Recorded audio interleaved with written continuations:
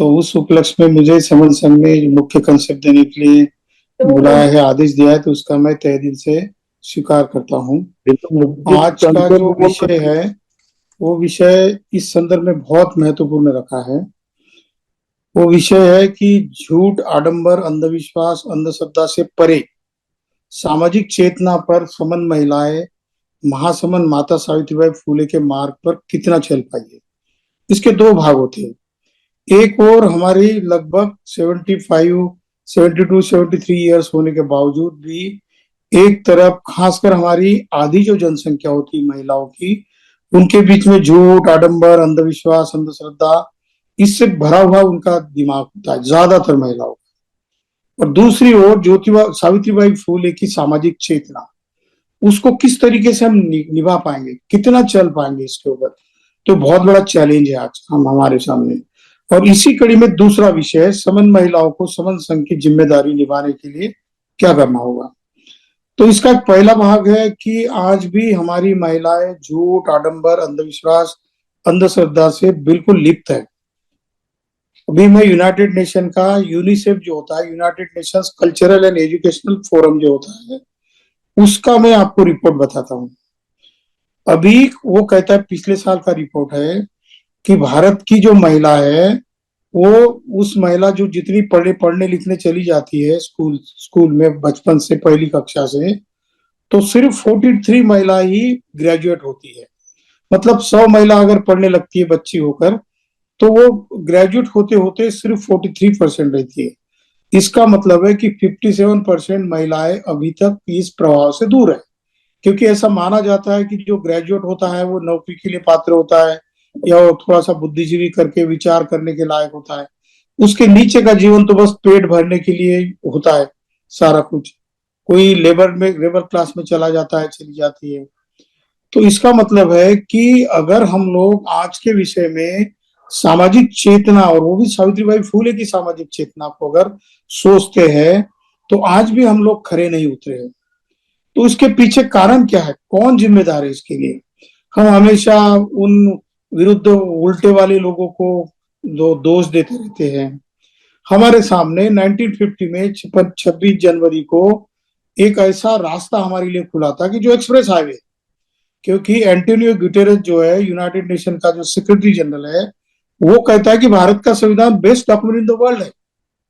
इसका मतलब है कि दुनिया का सबसे बेहतरीन रास्ता हमारे लिए था। पर पिछले 70 साल में उस रास्ते पर हम लोग चले नहीं है, क्योंकि हमारे बीच में रुकावटें बहुत है, बाधाएं बहुत है, हर्डल्स बहुत है। कौन से हर्डल्स है, तो सोशल हर्डल है, रिलीजियस हर्डल है, कल्चरल हर्डल है। और ये हर्डल होने की वजह से हमारी महिलाएं खासकर ये जो सामाजिक चेतना के मार्ग पर चलने में अभी तक असमर्थ है, अभी तक चल नहीं पाई है। लेकिन समन संघ ने बीड़ा उठाया है कि केवल अकेला पुरुष का ही ये पुरुष की स्वतंत्रता नहीं है कि वो समाज सुधार ना करे, अपनी सामाजिक चेतना को जागरूक करे। भारतीय संविधान हर इसमें आर्टिकल 14 में इक्वालिटी बिफोर लॉ कहता है। आर्टिकल 15 में जो उसका जो भी रिलीजन है उसका प्रैक्टिस करने का उसको पूरा आजादी है, डिस्क्रिमिनेशन नहीं होगा, चाहे स्त्री हो या पुरुष हो। आर्टिकल 16 आपको प्रतिनिधित्व देने के लिए इक्वल बात करता है। आर्टिकल 17 में तो हमारे लिए बहुत ही बड़ा आधार दिया है, क्योंकि 17 में अनटचेबल्स को तो बाहर रखा था, सारे कक्षा से बाहर थे, और उसमें स्त्री तो उससे भी नीचे थी। तो आर्टिकल 17 ने हमको पूरी आजादी दे डाली। आर्टिकल 18 ने वन मैन वन वोट और वन वैल्यू दिया, और आर्टिकल 19 में 6 प्रकार के फंडामेंटल राइट्स दिए, जितने पुरुष को दिए उतने ही हमारे बहनों को, महिलाओं को दिए। और आर्टिकल 25 कहता है कि आप किसी भी रिलीजन को फॉलो करो, आपको आजादी है, सेकुलरिज्म का है वो। तो इसका मतलब इतना सारा एक्सप्रेस हाईवे हमारे पास होते हुए भी हमारी गाड़ी कहाँ पंक्चर हो गई है, खासकर हमारी बहनों की। तो इसके पीछे का कारण है झूठ, आडंबर, अंधविश्वास, अंधश्रद्धा से हमारे दिमाग में अभी भी वही कचरा भरा। बाबा साहब कहते हैं कि जो पॉलिटिकल डेमोक्रेसी को अगर सोशल इकोनॉमिक डेमोक्रेसी में जब तक आप कन्वर्ट नहीं करोगे, तो तुम्हारे पॉलिटिकल डेमोक्रेसी का कोई वैल्यू नहीं होगा। सावित्रीबाई फूले इस मार्ग पर अगर पकड़ लिया जाए उनको, तो मील का पत्थर है। अभी सावित्रीबाई फूले के बारे में अगर जैसा हमने कहा कि यूनिसेफ ने कहा कि 43% महिलाएं ग्रेजुएट होती है, उसके आगे का तो उन्होंने दिया कि सामाजिक स्थिति उनकी बहुत खराब है, बहुत सारी रिपोर्टें, मैं वक्त नहीं इसलिए बताऊंगा नहीं। शैक्षणिक कार्य भी, जैसा कि बहन जी ने आपको कहा, अभी कहा गीता बहन जी ने, कि उनकी स्थिति क्या थी, उन्होंने क्या क्या शुरू किया था। एक 1952 की मैं खास कर बात बताता हूँ। जैसे 1852 की 1 जनवरी 1848 में स्कूल शुरू हुई लड़कियों की। उसमें 7 लड़कियां थी, 5 वमन थी। दो ही अपनी थी, एक महार जाति की थी उस वक्त के, और एक मातंग जाति की थी। 1852 में लगभग पूना में 4 स्कूलें हुई, और लगभग 18 स्कूल हो गई, पूना, सातारा, सोलापुर, जो भी उतने नजीक के डिस्ट्रिक्ट थे वहां पर। और ये खासियत आपको बता दूं कि फातिमा बीबी थी। फातिमा बीबी की एक अड़चन आती थी सावित्री बाई के साथ साथ, कि मैं तो भले ही मुस्लिम हूं, मेरे भाई ने मुझे अलाउ कर दिया है सावित्री बाई के साथ शिक्षिका बनने के लिए, लेकिन मैं, मेरे समाज का प्रतिनिधित्व तो कहाँ है, कहाँ पर है मुस्लिम महिलाएं। तो उसके सामने चैलेंज था। फिर ज्योतिराव फूले ने, सावित्री बाई ने एक सोचा, एक मुस्लिम बस्ती में खास मुस्लिम महिलाओं के लिए स्कूल शुरू कर दिया गया। आज हम लोग हिंदू मुस्लिम करते जा रहे हैं। याद रखो, 100 एंड लगभग 180 साल पहले एक कपल आता है, और उसकी उम्र कितनी होती है? 1838 के बाद देखो, 1827 का ज्योतिराव फूले का जन्म है, 21 साल के थे, और उससे 4 साल छोटी थी। 9 साल में उसकी शादी हो गई सावित्रीबाई की। 13 साल के ज्योतिराव थे। तो सावित्रीबाई फूले केवल 17 साल की थी। 17 साल की एक लड़की है, अपने पति का हाथ पकड़ लेती है और सामाजिक चेतना के आंदोलन में चल पड़ती है। तो ये बदलाव आज की महिलाएं भी वहां तक पहुंच नहीं पाती, बावजूद इसके कि दुनिया का बेहतरीन संविधान हमारे पास है, दुनिया का best of the best fundamental right आपके हाथ में है, फिर भी हम लोग पिछड़ रहे। क्यों? क्योंकि फिर वही बात आती है कि रुकावटें बहुत है, लेकिन रुकावटें लांद कर निकलने का हौसला, जो जुनून होता है, किलिंग इंस्टिंक्ट होती है, वो हमारे महिलाओं के बीच में अभी तक नहीं आई है। समन संघ का अगर मैं रोल यहाँ पर देखता हूँ, तो मैं पाता हूँ कि जैसे बुद्ध के काल में महिलाओं की बहुत उन्नति हो गई थी। ऐसा कहते हैं कि महिलाओं की शिक्षा के माध्यम की दौड़ इतनी लग गई कि सामाजिक क्रांति हो गई, सामाजिक चेतना आ गई तथागत बुद्ध के धम्म के बाद, या समनों के कल्चर के बाद, क्योंकि उससे पहले भी समनों का कल्चर था। लेकिन उस वक्त इतनी शिक्षा की उपलब्धता उस वक्त नहीं थी।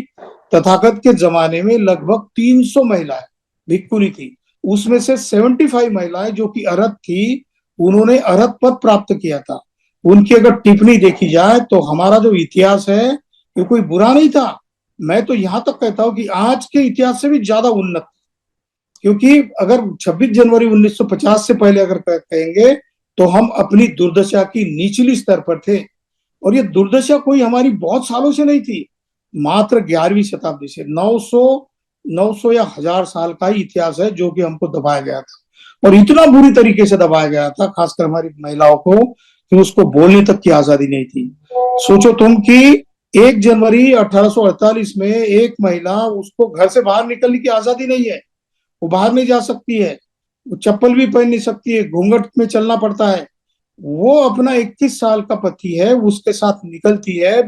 क्या? तो ये सामाजिक चेतना लेकर निकलती है कि हाँ, मुझे मेरी बहनों को सिखाना है, क्योंकि मेरी चेतना जागृत हो गई है। तो समन संघ के सामने आज वही उदाहरण है जो सावित्रीबाई फूले के सामने था। क्या उदाहरण था? जैसे कि समन संघ के सामने, जैसे ज्योतिबा फूले सावित्रीबाई फूले के जमाने में समस्या थी, ऐसा समझ लो कि हमारे सामने तो ये एवरेस्ट है, हिमालय पर्वत है, और उस हिमालय पर्वत की चोटी पर चढ़ना है, इतना बड़ा टारगेट है हमारे सामने। तो हम लोग देखते हैं कि हिमालय की चोटियों पर बस उंगलियों पर गिने जाने वाले लोग ही ऊपर एवरेस्ट पर पहुंचते हैं। ज्यादातर 50% से ज्यादा लोग तो अलग अलग खाइयों में, अलग अलग पीक होते हैं, जो पर्वत की श्रृंखलाएं होती है, पर्वतमाला, उसमें से गिर कर मर जाते हैं। तो सावित्रीबाई ने समन संघ की कौन सी विचारधारा को पकड़ा? जो कि विचारधारा हमारे तथागत बुद्ध से पहले समनों की थी, और बुद्ध के बाद और सम्राट अशोक के बाद तो वो एक हिमालय के पर्वत के चोटी तक थी। इतनी अचीवमेंट थी। क्या थी? तो समनों का इतिहास कहता है कि अकेले अकेले कई कई कुछ काम नहीं करना है। भिक्खुनियों को तथागत कहते हैं, और खासकर पट्टाचारा जैसी को, कुंडल केशा को, किसा गौतमी को, नंदा थेरी को, ये ऐसी जो गरीब घर से, मतलब बहुत ही विकृत परिस्थिति में ऊपर आई हुई पटाचारा के सारे बच्चे 10-8 लोग मर चुके थे सिर्फ 2 दिन के इतिहास, 2 दिन के काल में। तो उसकी मंशा कैसी होगी, पागल हो गई थी वो। लेकिन तथागत बुद्ध ने उसकी मानसिकता को पकड़ा। और पटाचारा की एक कहानी है, मैं आपको बता दूं। उसके जब धम्म की दीक्षा ली और भिक्खुनी बनी, 500 भिक्खुनियां थी उसके संग में, उसके अपने ग्रुप में। जैसे कहो कि आज के समन संघ में इतनी हमारी बहनें भी नहीं है, उतनी अकेली पटाचारा की थी। ये क्यों हुआ? क्योंकि वो सामाजिक चेतना से उन्नत हो गई थी और अपनी सारी मन की जागृति को उन्होंने पाया था। इतनी बड़ी हमारी महिलाओं की स्थिति थी, इक्वालिटी थी सारी। लगभग तथागत बुद्ध के जमाने में सारे के सारे विहार शिक्षा के केंद्र थे। और एक लहर सी आई थी तथागत बुद्ध के समनों के काल में। सम्राट अशोक ने तो उनको जो वहां पर यूनिवर्सिटियां खड़े करके उसको लीगैलिटी प्रदान की थी। लगभग 18 यूनिवर्सिटी सम्राट अशोक के काल में स्टैब्लिश हुई थी। और 6वीं शताब्दी तक, हर्षवर्धन के काल तक, लगभग 42 यूनिवर्सिटियां थी। इसका मतलब है कि इक्वालिटी का 50% हिस्सा महिलाओं के लिए उपलब्ध था। और महिलाओं की लिटरेसी रेट भी इतनी थी, आज भी नहीं है उतनी। आज तो हम देखते हैं कि जो महिलाएं हैं, 43% महिलाएं ग्रेजुएट हो पाती है। इसका मतलब अपने घर में, अपनी गुलामी में ही वो जीवन जीती है। क्योंकि ग्रेजुएट होने के बाद ही महिलाओं को एक स्वतंत्रता मिलती है कि वो कहीं भी घूम सके, जा सके। तो उससे कम महिला तो या तो लेबर का काम करती है या घर में पड़ी रहती है, सामाजिक चेतना के आंदोलन में भाग ही नहीं ले पाती। तो हमारे सामने जो एवरेस्ट का पर्वत है, हिमालय, हिमालय के पर्वत जैसा हमारी समस्या हमारे सामने खड़ी है, जो कि सावित्रीबाई फुले के सामने थी। तो उसको पार कैसे करना है? तो बुद्ध कहते हैं कि इसके लिए ये बहनों, ये सारी बुद्ध कन्याओं, आपको एक काम करना पड़ेगा। जिस तरीके से भिक्षुओं का संघ होता है, उस तरीके से भिक्षुओं के संघ में आपको आना होगा। तो भिक्षुणी का संघ बनता है। और जैसे हिमालय में चढ़ने वाले बहुत सारे क्लाइंबर्स रहते हैं, जो माउंटेनियर्स रहते हैं, वो एक अकेले अकेले नहीं चढ़ते, ग्रुप में चढ़ते हैं। ग्रुप में क्यों चढ़ते हैं? क्योंकि अगर हाथ में हाथ मिलाकर एक एक दूसरे को हाथ देता है, कभी कभी बहुत बड़ी लकड़ी होती है उनकी 5-10 फीट की, अगर नीचे है वो तो उसको खींच ले आते हैं। तो ये संघ की भावना है। हिमालय को चढ़ने के लिए अकेले अकेले चढ़ना बहुत खतरा होता है, जान चली जा सकती है। इसलिए आज भी सारी समस्याओं को, सामाजिक चेतनाओं को अगर जागरूक करना है, तो हमको संघ की आइडियोलॉजी पर काम करना पड़ेगा। ये मैं सभी बहनों को कहना चाहता हूँ। आपको इकट्ठा होकर अगर समस्या का सामना करोगे, तो जिस तरीके से एक्सपेडिशन जो है हिमालय की चोटी पर पहुंचा जाता है और एवरेस्ट शिखर पार कर दिया जाता है, उसी तरीके से आज भी समस्या हमारे सामने। शिक्षा की समस्या है, बजटरी एलोकेशन नहीं होता। जितना एलोकेशन होता है उसमें से लगभग आधा से ज्यादा डाइवर्ट किया जाता है। आपके लिए जो ह्यूमन राइट इंडेक्स जो होते हैं यूनाइटेड नेशन के, या ह्यूमन राइट के जो डेवलप इंडेक्स है, उसके हिसाब से आपको खाना नहीं मिलता। जितनी भी कैलोरीज मिलनी चाहिए उतनी भी नहीं मिलती। ये सारा बजटरी एलोकेशन करना पड़ता है, क्योंकि यूनाइटेड नेशन के 2030 तक, 2015 में सस्टेनेबल डेवलपमेंट रूल्स बनाए गए, टारगेट्स बनाए गए हैं। उसमें से 2030 तक सारी की सारी महिलाओं को, कोई भी महिला और कोई भी बच्चा, खासकर लड़की जो है, वो कुपोषित ना रहे, ये हमने लिख कर दिया है यूनाइटेड नेशन को। लेकिन उसका अभी तक 20-25% भी हमने पाया नहीं है। क्यों? क्योंकि हमारे बीच में सामाजिक चेतना नहीं है। सावित्रीबाई फूले की चेतना को हमने अभी तक अपने मन में पिरोया नहीं है, डाला ही नहीं है, उससे हम प्रेरित ही नहीं हुए, वो सपने हमारे अभी तक नहीं हुए। इसलिए हमारी सारी महिलाएं अभी उसी जगह पे है। पर समन संघ कहता है कि चलो सारे महिलाएं जैसे पुरुष कंधे से कंधा मिलाकर एक दूसरे को मदद करते हैं और समन संघ का काम करते हैं, उसी तरीके से चाहे इकोनॉमिक हो, पॉलिटिकल हो, कल्चरल हो, सोशल हो या क्रिमिनल हो, जो भी समस्या है हमारे सामने, सारी महिलाएं अगर समन संघ के साथ जुड़ती है, तो हाथ में हाथ मिलाकर, जो हिमालय की तरह हमारे सामने, पहाड़ की तरह जो समस्या हमारे सामने खड़े हुए है, हम सब लोग सारी समस्याओं को खत्म करके हम हिमालय पर्वत पार कर सकते हैं, एवरेस्ट पर पहुंच सकते हैं। ये हमारे लिए भारत के संविधान ने सारी सुविधा उपलब्ध करा दी है। इसके लिए प्रेरणा लेकिन सावित्रीबाई फूले से लेना पड़ेगा। क्योंकि सामाजिक काम करते हो क्या हुआ, ये तो एजुकेशन की बात तो उन्होंने की, 1856 में उनका सत्कार हुआ। और दूसरी एक बात बताता हूँ, एक नया कैरेक्टरिस्टिक्स मेरे पढ़ने में आया है। इस ज्योतिबा फूले और सावित्रीबाई फूले ने महिलाओं को शिक्षित बनाने के लिए महिलाओं का, खासकर लड़कियों के 52 वसति गृह शुरू किए थे, हॉस्टल्स। उस हॉस्टल में फ्री में खाना दिया जाता था। क्यों? क्योंकि आपके घर में अगर खाने की सुविधा नहीं है तो हमारे हॉस्टल में आओ, बच्चियों को भेजो, वहां पर फ्री में खाना मिलेगा। और एक अकेला कपल, ज्योतिबा फुले और सावित्रीबाई फुले, अपने अपने जेब से वो 52 जो हॉस्टल्स थे 52, उसमें से लगभग 2,500 लड़कियां थी, उन लड़कियों को फ्री में खाना खिलाते थे। उनके यहाँ उन्होंने खड़कवासला का जो डैम है पुणे के बगल का, और पुणे में एरवड़ा में एक ब्रिज है, उसको ज्योतिराव फूले ब्रिज कहा जाता है। और उसके बगल में ही उसके शिष्य जो है, भारत रत्न डॉक्टर बाबा साहब आम्बेडकर का एक नया पुल बनाया है। अविनाश सालवे जी हमारे दोस्त थे, वो कारपोरेटर थे। उन्होंने कहा कि ज्योतिराव फूले ने जो ब्रिज बनाया है उसी के बगल में उनके शिष्य का एक ब्रिज बनाएंगे। वो जो आप पुणे में जाओगे तो एरवड़ा का ब्रिज आप चढ़ोगे तो वो ज्योतिबा फूले ने खुद के जेब से बनाया। तो कॉन्ट्रैक्टर थे और कमिश्नर भी थे वो पुणे के। उस वक्त महापौर को कमिश्नर कहा जाता था। और उनके जो मजदूर थे अपने काम में, 3,000 लोगों को मुफ्त में खाना मिलता था। इतने रईस थे ज्योतिराव फूले। लेकिन जब जब अंत आया 1887 में, उनको लकवा मारा, पैरालिटिक अटैक आया, तब से उनके पास पैसे नहीं थे इलाज के लिए।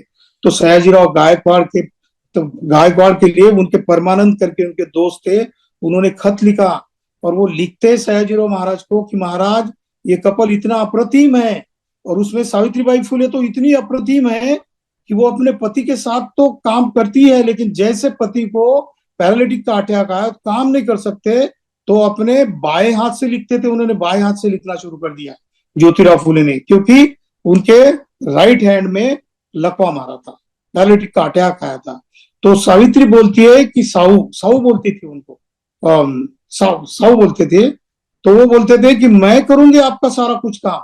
तो कभी कॉन्फ्रेंस को अटेंड करना, वो उन्होंने मुंह ये एक पेपर निकाला था दीन बंधु, उसको चलाने का काम, आर्टिकल निकालने का काम, मोर्चा निकालने का काम, और उन्होंने शिशु गृह का शुरू किया था। और उस शिशु गृह में कौन महिलाएं आती थी? तो जो पुरोहित लोग थे या ब्राह्मण या वमन महिलाएं थी, वो वमन महिलाएं पीड़ित होती थी पुरुष से, किसी वमन के उसके उत्पीड़न से वो आती थी, छुप के आती थी, वरना मर जाती थी। तो ज्योतिराव फुले ने, सावित्रीबाई ने उसके लिए एक शिशु गृह शुरू किया। यहाँ पर चुपके से आ जाओ, बच्चों को जन्म दे दो, 10-15 दिन रहो, पूरा हालात ठीक कर लो और यहाँ से चुपके से निकल जाओ, किसी को पता नहीं दे दो, पता मत करो। और ये बच्चा ज्योतिराव फुले और सावित्रीबाई फुले के नाम से उसका रजिस्ट्रेशन होता था।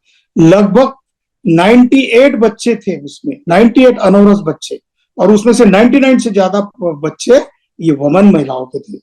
तो ये इस तरीके का वो हॉस्टल चलाना, शिशु गृह चलाना, न्यूज़पेपर चलाना, किताबें लिखना, आंदोलन चलाना, और अंग्रेजों को निवेदन देना, और ऊपर से सबसे ज्यादा गुलामगिरी नाम का जो ग्रंथ लिखा है, वो अगर पढ़ोगे तो कितना शोषण होता था उनका, कितनी गालियां पड़ती थी। लोग बोलते थे कि हमारे धर्म में अलाउ नहीं है कि कोई घर से बाहर निकले, फॉरेन जाने के लिए भी परमिशन नहीं थी, किसी को भी नहीं थी। अगर 7 समुद्र के पार अगर जाओगे तो धर्म भ्रष्ट हो जाएगा, उसका प्रायश्चित्त करना पड़ता था। ये तिलक जो है ना, जो जिसने ज्योतिराव फूले ने शिवाजी महाराज की जयंती शुरू की थी, तो उसके खिलाफ उसको दबाने के लिए फिर वो गणपति का उत्सव शुरू किया था उसने। तो वो तिलक, वो भी फॉरेन गया था, इंग्लैंड, तो उस वक्त उसको भी ये देना पड़ा था, धर्म ने उसको धर्म बहिष्कृत किया था। फिर उसका 1-2 महीने वो बाहर था, उसने क्षमा याचना की, एक यज्ञ किया, नदी में पानी बहाया, बहुत सारे जो गोबर होते थे, बाल होते, गोबर होते, दूध होते, घी होते, ऐसे जो गाय के जो होते थे, उसका यज्ञ कर लिया गया, वो शुद्ध हो गया। तो इस तरीके से आप बाहर, देश से बाहर नहीं जा सकते, आप घर से बाहर नहीं निकल सकते, और आप हो कि लोगों को पढ़ाने का काम करते हो। और 1997 तक सारे भारत में पहली लड़की आती है, सारे भारत में नंबर फर्स्ट आती है, फर्स्ट मेरिट। तो इतना सारा काम करने की सामाजिक चेतना कहां से आती है? तो मैं कहता हूं कि समनों का जो इतिहास था, ज्योतिराव फूले के लिटरेचर में 10 बार बुद्ध का उल्लेख आया है, तथागत बुद्ध का। और उन्होंने जो प्रेरणा ली थी अपने शिवाजी महाराज से ली थी। शिवाजी महाराज का अभी नया संशोधन आया कि शिवाजी महाराज बौद्ध थे, अभी किताब लिखी है, ये जो विलास खरात साहब है उन्होंने, और डॉक्टर चाचे ने एक किताब लिखी है, बहुत संशोधित किताब है। वो कहते हैं कि शिवाजी महाराज बुद्ध धम्म का बुद्ध धर्म का पालन करते थे। ऐसे नए नए खोज आ रहे हैं। इसका मतलब समनों की कल्चर थी, भले ही दबी थी, लेकिन हमारे बीच में से वो आचार से नहीं निकला था। ज्योतिबा और सावित्रीबाई फूले को उसी समन संघ की विचारधारा का, समन के कल्चर का इम्पैक्ट उनके दिमाग पर था। सोचो कि अगर आप जो महिलाओं को घर से बाहर भी नहीं निकलते आता और उसको कोई गले में हंडी और पीछे पीठ पीछे झाड़ू की अगर व्यवस्था थी, तो कौन सी विचारधारा वो लेते थे उस समनों की विचार संस्कृति से। इसका मतलब जरूर समनों की विचारधारा ही उनके मन में होगी, ये सिद्ध करता है। तो ये इतनी सारी सामाजिक चेतना जो है सावित्रीबाई फूले में इसलिए आई क्योंकि शिक्षा का माध्यम उनको मिला। वो कैंटोनमेंट की, अंग्रेजों की कैंप के स्कूल में ज्योतिबा फूले पढ़े 1839 से 1844 तक। फिर उन्होंने सोचा, जब अहमदनगर चले गए तो उन्होंने सोचा कि अंग्रेजों के स्कूलों में, ये कैंटोनमेंट के इसमें महिलाओं को पढ़ाया जाता है, तो उन्होंने सोचा कि मैं भी ऐसा कर सकता हूँ। और ज्ञान तो था, बहुत सारे थॉमस पेन की किताब, वॉशिंगटन की किताब, जेफरसन की किताब, मॉन्टेस्क्यू, ये ऐसी काफी उस वक्त के जितने भी ज्ञानी लोग थे, जितने भी सोशल साइंटिस्ट थे, उनकी सारी किताबें उन्होंने पढ़ी और उनके मन में सामाजिक चेतना आई। लेकिन वो उन्होंने सोचा कि मैं लड़कियों को नहीं पढ़ा सकता, क्योंकि धर्म तो अलाउ नहीं करता, मुझे होने थी, और घर से भी विरोध था, पिताजी भी विरोध में थे। ऐसे में सावित्रीबाई ने ज्योतिबा फूले का हाथ थामा और सामाजिक चेतना की, और उसके लिए समनों का कल्चर किया, वही कल्चर जो मैंने हिमालय का उदाहरण बताया। उन्होंने ग्रुप बनाया, 300 लड़कियां इकट्ठा आई, और लगभग बाद में जाके 10-15 साल के बाद उनके हॉस्टल में लगभग 2200-2300 वहां पर लड़कियां फ्री में खाना खाती थी, फ्री में पढ़ती थी। ये देखकर अंग्रेज सरकार बिल्कुल सरप्राइज हो गया। उन्होंने फिर ग्रांट्स दिए, लोग उनके टीचर के पेमेंट्स बढ़ा दिए गए और उनको हर साल अवार्ड मिलता था। ये अंग्रेज थे इसीलिए सारा कुछ मिलता था। अगर यही वमन लोग अपने कल्चर के हिसाब से अगर रहते तो ज्योतिबा और सावित्रीबाई फूले की प्रेरणा आज तक हमारे तक आती नहीं थी। इसलिए सावित्रीबाई फूले का कितना भी आप आभार व्यक्त करो, इतने भी बार उनको नमन करो, वो उपकार हम मिटा नहीं सकते, उपकार हम वापिस नहीं कर सकते। इतना सारा उपकार सावित्रीबाई फूले का हमारे ऊपर है। उसके साथ साथ फातिमा बीवी भी उनकी थी, फातिमा बहन जी भी हमारे साथ थी। तो ये सारा कुछ है, बेनिफिट लेने के लिए आप कतार में सबसे पहले खड़े रहते हो, और विरोध करने के लिए धर्म डूबता है। इसलिए क्यों? क्योंकि हमारी बच्चे अगर सीखते तो अच्छी बात है, पर बहुजनों की जो जितनी भी लड़कियां थी, महिलाएं थी, उनको इस स्वतंत्रता आंदोलन का, शिक्षा के आंदोलन का कोई भी बेनिफिट ना मिले, ये उसके पीछे की मंशा थी। इस सारी मंशा को ज्योतिराव और सावित्रीबाई फूले ने ध्वस्त कर दिया। बाबा साहब जैसा दुनिया में सबसे पढ़ा लिखा इंसान अगर एक 8वीं कक्षा पढ़े हुए एक व्यक्ति को अपना गुरु क्यों मानेगा? क्योंकि उसमें क्रांति के बीज थे, सामाजिक चेतना थी। बहनों, खासकर मैं अपने बहनों को यहाँ पर बताऊंगा, अगर हमको सावित्रीबाई और ज्योतिबा फूले से अगर कोई चीज लेनी चाहिए तो वो है सामाजिक चेतना, क्योंकि समन संघ सामाजिक विकास करने का ही काम करता है। धर्म के जो भी सूत्र है या सूत्र है वो उसका तो हम पालन करेंगे, बट सामाजिक रेवोल्यूशन के लिए, जैसा कि बाबा साहब ने किया कहा है, great man is different from an eminent one, in that way he is also ready to be servant of the society. जो सामाजिक क्षेत्र में जो काम करता है, शैक्षणिक क्षेत्र में काम करता है, वो असली में महान क्यों होता है? क्योंकि वो समाज की गालियां सुनने के लिए हमेशा तत्पर रहता है। वो सर्वेंट ऑफ द सोसाइटी, समाज की सेवा करने के लिए 24/7 तैयार रहता है। यही प्रेरणा आज हमें सभी समन बहनों ने लेनी चाहिए। हम लोग अपने घर के बाहर निकले और अपने जो भी हमारे घर के जितने भी पुरुष भाई हैं, उनके साथ साथ कंधे से कंधा मिलाकर सामाजिक काम के लिए घर से अगर निकल पड़ेंगे। हम तो बहुत सारे जो सौंदर्य प्रसाधन है, ये है, छोटी मोटी बातें, कपड़ों के पहनावे है, या ऐसी बातों में ना व्यतीत करें अपना टाइम, बल्कि सामाजिक चेतना के लिए समन संघ का जो शिक्षा का सबसे पहला सूत्र है कि आप शिक्षित बनो, संगठित बनो और संघर्ष करो।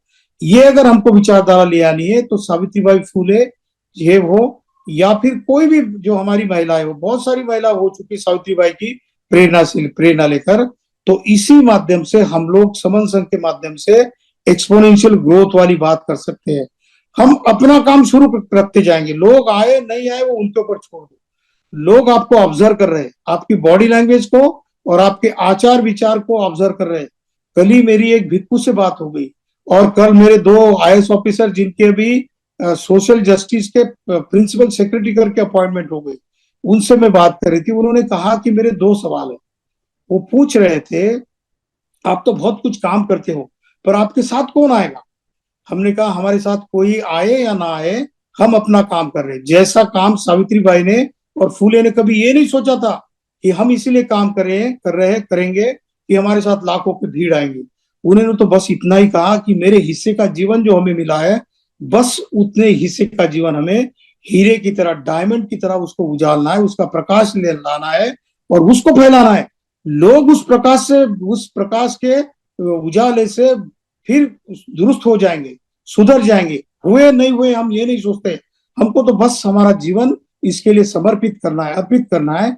ये सामाजिक चेतना की भावना सावित्रीबाई फूले में बिल्कुल ठूस ठूस कर भरी थी। इसलिए उनके ऊपर बहुत अटैक हुआ। बहुत कभी कभी उनके ऊपर अटैक होते थे। ज्योतिबा फूले के ऊपर तो असल में अटैक हुआ था, और वो भी कौन, ओबीसी समाज के ही लोग आए थे, उन्होंने उनके ऊपर अटैक किया। लेकिन वो पहलवान थे तो कैसे पूरा निपट लिया तीनों चारों पहलवानों को, और बोला कि आप किस लिए आए थे? तो उन्होंने कहा हम तो बेरोजगार हैं, हमको खाने पीने का कुछ नहीं, इसीलिए आपको मारने के लिए हमको सुपारी दी गई थी। सावित्रीबाई फूले बगल में ही खड़ी थी। सावित्रीबाई को लगा कि आज अगर मैं मेरे पति का साथ नहीं दूंगी तो हो सकता है मेरे पति की हत्या भी हो जाती। पीछे से वो भी डंडा मारती है अपने पति के साथ। तो जब वो उनको बताया जाता, पूरी सामाजिक चेतना बताई जाती उनको, तो आधे एक घंटे में वो तीन चारों के चारों जितने भी लोग मारने के लिए आए थे वो शरण जाते, और एक तो धोनीबा नाम का फिर ज्योतिबा फूले का अंगरक्षक बन जाता है। ये सामाजिक चेतना की बात आती है। इसके लिए हमको हमारी सोच को पकड़ना पड़ेगा, और सोच से हमारी पहचान बनेगी। आज हम ज्योतिबा फूले और सावित्रीबाई की पहचान क्या समझते हैं? तो ये सबसे दुरुस्त कपल था, ये सबसे सामाजिक प्रेरणा से उन्मुक्त ये कपल था। ऐसा हम करते हैं, ये उनकी पहचान है। तो समनों की पहचान की विचारधारा से या उस श्रृंखला से सावित्रीबाई फूले, ज्योतिबा फूले और उसके बाद जितनी भी हमारी महिलाएं हुई है, वो सारी महिलाएं इन्हीं विचारों से उत्पादित होती है। तो आज के विषय में हमको सामाजिक चेतना को अगर जितना ज्यादा उछालेंगे हम लोग, तब झूठ, आडंबर, अंधविश्वास और अंधश्रद्धा का ये जो हम आचरण कर रहे हैं वो अपने आप निकल सकता है। आज हमारे सामने पॉलिटिकल, लीगल, जुडिशियल और इकोनॉमिक सारा और कल्चरल, ये सारा कुछ जो समस्याओं का पहाड़ हिमालय आज हमारे सामने खड़ा है। लेकिन उससे पार किस तरीके से करना है? तो सावित्रीबाई के विचारों की श्रृंखला, उनकी उंगली को पकड़ना है हमको। उनके विचारों को पकड़ेंगे, सामाजिक चेतना पकड़ेंगे, और समन की पहचान को अगर हम निभाते जाएंगे तो कितना भी पहाड़ हमारे सामने रहने दो, हम हाथ से हाथ मिलाकर हिमालय की चोटी तक पहुंच सकते हैं। ये उम्मीद हमको मिलती है, ये उम्मीद जागृत होती है हमारे मन में सावित्रीबाई फूले की आज जयंती के उपलक्ष्य में। आज तो उनका जो जन्म गांव है नावगांव, ये जो सतारा जिले में है नायगांव, वहां पर चीफ मिनिस्टर, दोनों डिप्टी सीएम महाराष्ट्र के वहां पर जाकर आज बहुत बड़ा प्रोग्राम हुआ। वो तो बात दिखाने की है, हमको असल में उनके विचारों की और उनकी पहचान की बात करनी है। लोग दिखाने के लिए ऐसा कुछ करेंगे, लोगों के ऊपर प्रभाव पड़ना चाहिए, इसलिए एक दिन उनकी जयंती करेंगे, बहुत सारा खर्चा करेंगे और पब्लिसिटी करेंगे। पर इससे सावध रहना है हमको, क्योंकि great man is different from eminent one. जो सेलिब्रिटी होता है उससे सामाजिक क्षेत्र में काम करने वाला व्यक्ति महान होता है। तो ये सामाजिक चेतना की पहचान अगर हमको रखनी है, तो सामाजिक आंदोलन के काम में सावित्रीबाई फूले जैसी पहचान अगर बनानी है, तो समन संघ के साथ सभी बहनों को ताकत से जुड़ना पड़ेगा, हमारे भाइयों के साथ। तब जाके आप इंतजार करो कि आने वाले 2-3 साल में ये कभी ना कभी तभी लोग ऑब्जर्व कर रहे हैं, कंपेयर भी कर रहे हैं। जैसे वो आईएएस ऑफिसर ने, भिक्खू ने हमको पूछा कि आप क्या कर रहे हो, आप तो नया अलग शब्द लाते हो, नया डिस्कशन करते हो, किसी को आप वैल्यू नहीं देते हो, पद पैसा का कोई मोल नहीं होता है, आप रिस्पेक्ट नहीं करते हो, ऐसा भी आर्गुमेंट उन्होंने मुझे कहा। हमने कहा कि भंते जी आप हमारे यहाँ पर आओ। सर, उनको भी बोला सर हमारे यहाँ पर आकर 1 सप्ताह का वक्त समय दे दो हमको। एक दिन के 3 घंटे नहीं होते होंगे तो कम से कम 1 या 1.5 घंटे तो क्यों भी 9 बजे के बाद आ जाओ, 1 घंटे के लिए आ जाओ और हमको ऑब्जर्व करो एक हफ्ते के लिए। फिर हमारे ऊपर जो भी आरोप करोगे कर लो। ये ऐसे बहुत सारे चैलेंजेस हमारे सामने आएंगे। कुछ हमारे भाई बहनों से आएंगे, कुछ हमारे ही संगठनों वालों से आएंगे, औरों से तो आने ही आने हैं, वो तो विधि लिखित है, क्योंकि उनको आपको खड़े होने ही नहीं देना है। पर ये सारे चैलेंज को अगर हम स्वीकार करेंगे, हमारी सामाजिक चेतना को अगर हम जलाएंगे, उसको प्रज्वलित करेंगे, तो हमारे सामने का कोई भी आंदोलन, कोई भी चैलेंज हम लोग उसको पार कर सकते हैं। इतनी बात मुझे आज करनी थी। अगर मेरी बात से कुछ अगर गलत हुआ हो तो मुझे समन संग माफ करे। सावित्रीबाई की स्मृति के लिए मैं सभी को धन्यवाद देता हूं, और हम लोग उनका साल भर तक उनकी प्रेरणा लेते जाएंगे, तो ही उनकी जयंती हमने मनाई ऐसा होगा। संगेयो खलितो दोषो, संगो खमतु तम्ममं। जय भीम, नमो बुद्धाय, संगं नमामि। जय सावित्री, जय ज्योति, जय जय भीम।